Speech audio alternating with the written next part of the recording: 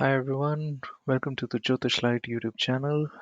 As you know, this channel is focused on creating a better awareness about Vedic astrology through evidence-based research, and we study charts. We uh, try to see, try to interpret Jyotish concepts into the way we see it in charts and make sense out of our lives and other people's lives. Um, Now, welcome to this week's FAQ series, where we pick one question and spend time on it, trying to understand what does it really mean, and hopefully create a better awareness for everyone and better learning for everyone. And this week's question was really interesting. Um, it was with regards to strength of planets. Now, let's just take a step back and try and understand what do we mean by strength of planets. When do we say that a planet is really strong, and what does it really mean? Well, in layman's term, what it really means is that depending on the position and placement of the planet in the birth chart of a native at the time that he or she was born, a planet is either gets some source of strength, or it gets weak, or it is just neutral. And typically, when the native is running the period of that planet or the subperiod of the planet, depending on how the planet is configured in combinations or yogas, that planet can bring about those themes that it represents quite intensely, and that is what we mean by strength of planets. Now, um, there is one more concept I would like to bring at this point, and that is what we call as dignity of planets. Now, dignity of planets and strength of planets are sometimes construed to be the same, but they are not always the same. By dignity, what we mean is that depending on the placement of the planet in a certain sign, uh, the planet might be more comfortable or the planet might be under stress. And when that happens, the natural meanings and significations of the planets get either enhanced or they get diminished. So, just to give an example, and please don't take it as verbatim, it is just an example. There are many uh,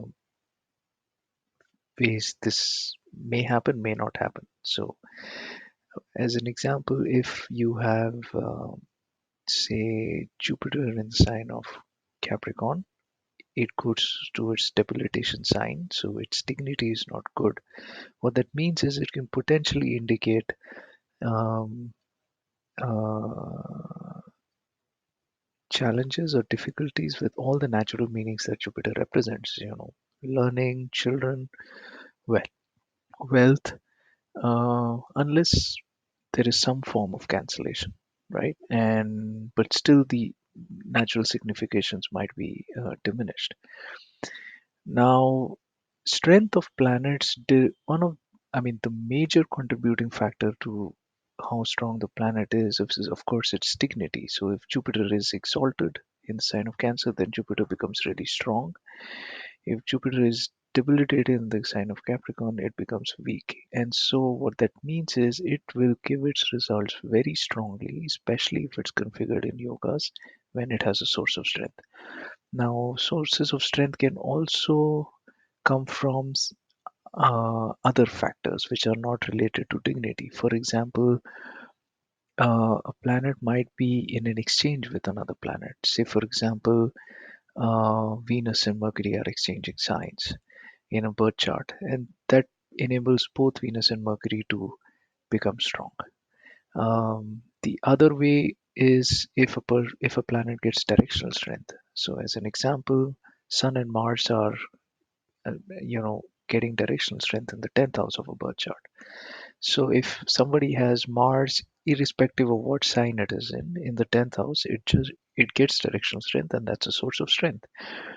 Similarly, a planet might be debilitated, but it might be having an effective cancellation, which either in the main birth chart or in divisional charts, which does contribute to increasing the strength of the planet. For example, the same Jupiter, which was debilitated in Capricorn, if it continues to be in Capricorn in the Navamsha, in the D9 chart, or any other divisional chart pertaining to that area of life, it becomes Vargotama, and a Vargotama debilitated planet tends to also give its results very strongly, and so on and so forth. Now, I do want to end this video by saying that just because a planet has a source of strength doesn't mean it gets either a good or a bad connotation to it. It just means that the planet will, at the time of its period, give its results strongly. We additionally need to study what that planet represents, what houses it rules, whether it is configured in any good yogas or challenging yogas to determine whether that increased intensity will result in positive experiences or challenging experiences, or to be frank, both. And as an example, you might have a Yoga Karaka Saturn, which is, say, exalted, and it is configured in Raj Yoga. So when you run the period of Saturn or the sub period of Saturn, you might get a lot of material success, but at the same time, this strong Saturn, because it's a natural malefic, might also bring about challenging situations at the same time in the areas of life that it is influencing. So I hope this answered some, the query for this week, and it creates more reflection for us to study, continue to study charts and see how this manifests in different cases. Thank you so much for your time. Please do subscribe to the channel if you find this to be useful. Till the next time we connect, thank you so much. Bye. Take care.